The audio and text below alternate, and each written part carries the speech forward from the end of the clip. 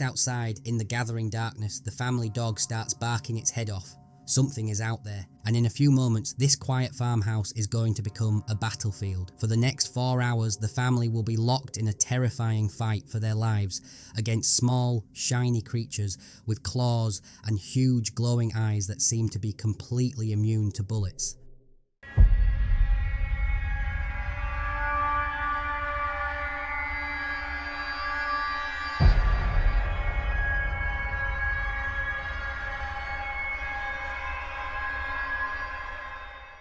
This is the true story of the Kelly Hopkinsville encounter, a night of sheer terror that became one of the most bizarre and well-documented cases in paranormal history. The date was August 21st, 1955. The place was a small, unpainted farmhouse tucked away in the fields between the tiny community of Kelly and the town of Hopkinsville, Kentucky. This was the home of the Sutton family matriarch Glennie Langford. It was a simple place with no running water or telephone. Life here was dictated by the sun. That Sunday evening, Glennie had a full house. Her son, Elmer Lucky Sutton, was visiting from his job with a travelling carnival, bringing his wife, Vera, Lucky's friends and co-workers. Billy Ray Taylor and his wife June were there too. Lucky's brother, J.C. Sutton, and his wife Aline rounded out the group, along with several children. These were ordinary church-going people known in their community as quiet and trustworthy. The matriarch, Glennie, was a devout woman who didn't even allow alcohol on her property. The evening started like any other, but it would soon descend into a nightmare that would haunt them for the rest of their lives. The whole thing started with a simple trip to the well for a cool drink of water.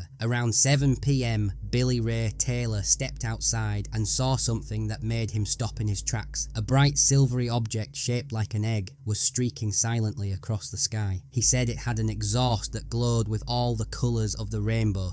He watched it fly over the house, stop on a dime, and then drop out of sight into a gully about a quarter-mile away. He raced back inside, excited and a little spooked, to tell everyone what he'd seen, but the family just laughed. They teased him, saying he must have just seen a shooting star. After all, this was 1955. Flying saucers were the stuff of comic books, not something that happened in your own backyard. A little embarrassed, Billy Ray dropped it, but as the last of the daylight faded, the peace was shattered by the sound of the family dog barking furiously, as if facing down its worst enemy. The real horror was just getting started. Around 8 p.m, the dog's frantic barking sent Lucky Sutton and Billy Ray Taylor back outside, this time with shotguns in hand, a pretty standard precaution for a dark night in the country.